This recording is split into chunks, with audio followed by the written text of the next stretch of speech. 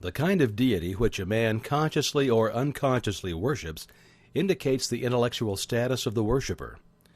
Ask the Indian of God, and he will describe to you a powerful chieftain of a glorious tribe. Ask the pagan of God, and he'll tell you of a god of fire, a god of water, a god of this, that, and the other. Ask the Israelite of God, and he will tell you of the God of Moses, who conceived it expedient to rule by coercive measures, hence the 10 Commandments, or of Joshua, who led the Israelites into battle, confiscated property, murdered the prisoners, and laid waste to cities. The so-called heathen made graven images of their gods, whom they were accustomed to worship, but among the most intelligent at least these images were but the visible fulcrums with which they were enabled to mentally concentrate on the qualities which they desired to externalize in their lives. We of the 21st century worship a God of love in theory, but in practice we make for ourselves graven images of wealth, power, fashion, custom, and conventionality. We fall down before them and worship them. We concentrate on them, and they are thereby externalized in our lives. The student who masters the contents of Part 17 will not mistake the symbols for the reality. He will be interested in causes rather than effects. He will concentrate on the realities of life and will then not be disappointed in the results. We are told that man has dominion over all things. This dominion is established through mind. Thought is the activity which controls every principle beneath it. The highest principle, by reason of its superior essence and qualities, necessarily determines the circumstances, aspects, and relation of everything with which it comes in contact. The vibrations of mental forces are the finest and consequently the most powerful in existence. To those who perceive the nature and transcendency of mental force, all physical power sinks into insignificance. We're accustomed to look upon the universe with a lens of 5 senses, and from these experiences our anthropomorphic conceptions originate. But true conceptions are only secured by spiritual insight. This insight requires a quickening of the vibrations of the mind, and is only secured when the mind is continuously concentrated in a given direction. Continuous concentration means an even, unbroken flow of thought, and is the result of patient, persistent, persevering, and well-regulated systems. Great discoveries are the result of long-continued investigation. The science of mathematics requires years of concentrated effort to master it, and the greatest science, that of the mind, is revealed only through concentrated effort. Concentration is much misunderstood. There seems to be an idea of effort or activity associated with it, when just the contrary is necessary. The greatness of an actor lies in the fact that he forgets himself in the portrayal of his character, becoming so identified with it that the audience is swayed by the realism of the performance. This will give you a good idea of true concentration. You should be so interested in your thought, so engrossed in your subject, as to be conscious of nothing else. Such concentration leads to intuitive perception and immediate insight into the nature of all knowledge is the result of concentration of this kind. It is thus that the secrets of heaven and earth have been wrested. It is thus that the mind becomes a magnet, and the desire to know draws the knowledge, irresistibly attracts it, and makes it your own. Desire is largely subconscious.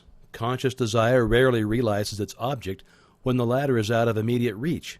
Subconscious desire arouses the latent faculties of the mind, and difficult problems seem to solve themselves. The subconscious mind may be aroused and brought into action in any direction, and made to serve us for any purpose by concentration. The practice of concentration requires the control of the physical, mental, and physical being. All modes of consciousness, whether physical, mental, or physical, must be under control. Spiritual truth is therefore the controlling factor. It is this which will enable you to grow out of limited attainment and reach a point where you'll be able to translate modes of thought into character and consciousness. Concentration does not mean mere thinking of thoughts, but the transmutation of these thoughts into practical values. The average person has no conception of the meaning of concentration. There is always the cry to have, but never the cry to be. They fail to understand that they cannot have one without the other, that they must first find the kingdom before they can have the things added. Momentary enthusiasm is of no value. It is only with unbounded self-confidence that the goal is reached.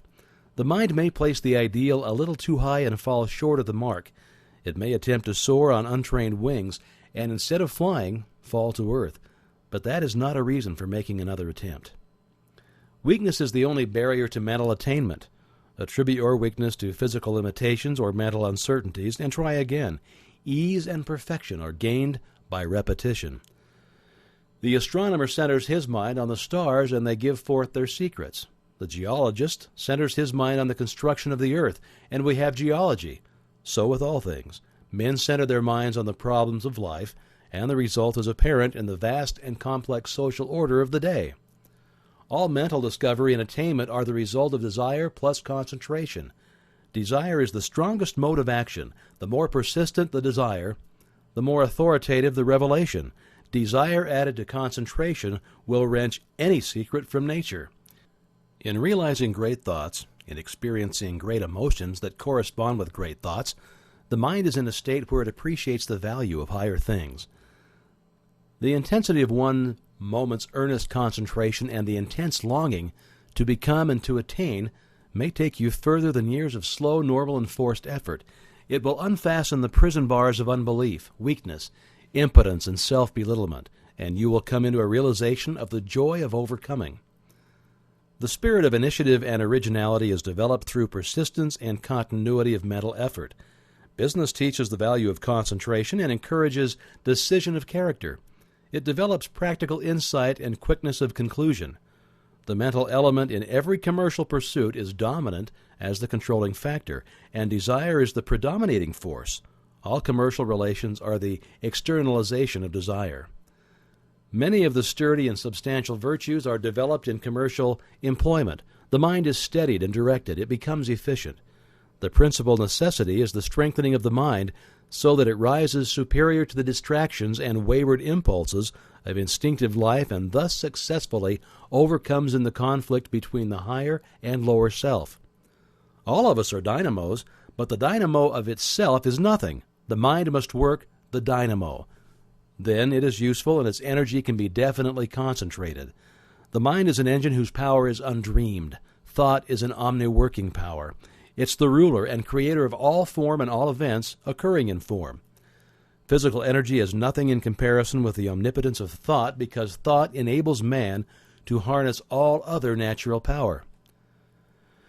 Vibration is the action of thought. It is vibration which reaches out and attracts the material necessary to construct and build. There is nothing mysterious concerning the power of thought. Concentration simply implies that consciousness can be focalized to the point where it becomes identified with the object of its attention. As food absorbed is the essence of the body, so the mind absorbs the object of its attention, gives it life and being. If you concentrate on some matter of importance, the intuitive power will be set in operation, and help will come in the nature of information which will lead to success.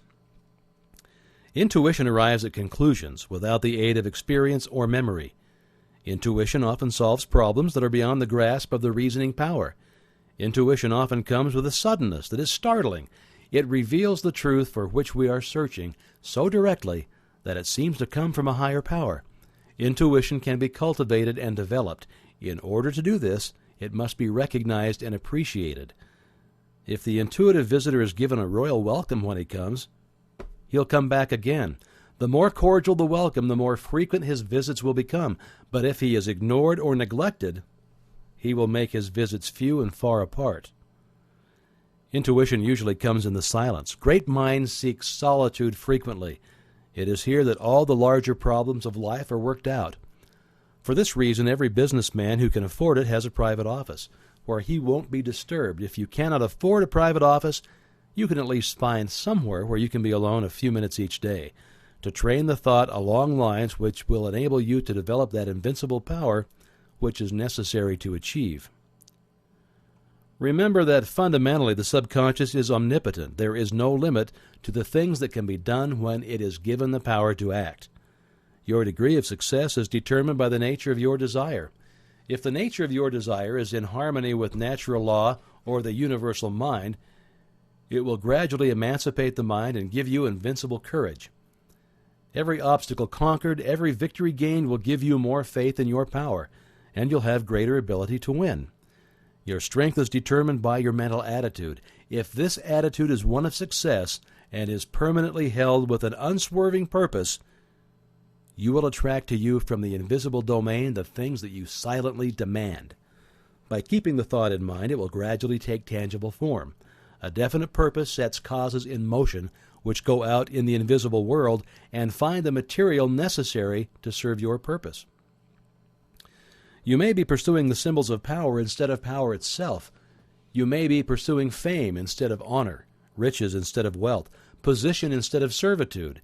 In either event, you will find that they turn to ashes just as you overtake them. Premature wealth or position cannot be retained because it has not been earned. We get only what we give, and those who try to get without giving always find that the law of compensation is relentlessly bringing about an exact equilibrium. The race has usually been for money and other mere symbols of power, but with an understanding of the true source of power, we can afford to ignore the symbols.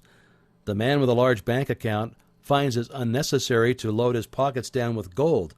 So with the man who has found the true source of power, he is no longer interested in its shams or its pretensions. Thought ordinarily leads outwardly in evolutionary directions, but it can be turned within where it will take hold of the basic principles of things, the heart of things, the spirit of things. When you get to the heart of things, it is comparatively easy to understand and command them. Now this is because the spirit of a thing is the thing itself, the vital part of it, the real substance. The form is simply the outward manifestation of the spiritual activity within. For your exercise this week, concentrate as nearly as possible in accordance with the method outlined in this lesson. Let there be no conscious effort or activity associated with your purpose. Relax completely. Avoid any thought of anxiety as to results. Remember that power comes through repose. Let the thought dwell upon your object until it is completely identified with it, until you are conscious of nothing else. If you wish to eliminate fear, concentrate on courage. If you wish to eliminate disease, concentrate on health. If you wish to eliminate lack, concentrate on abundance. Always concentrate on the ideal as an already existing fact. This is the germ cell, the life principle which goes forth and sets in motion those causes which guide, direct, and bring about the necessary relation which eventually manifests itself in form. It's like Emerson said, thought is the property of those only who can entertain it.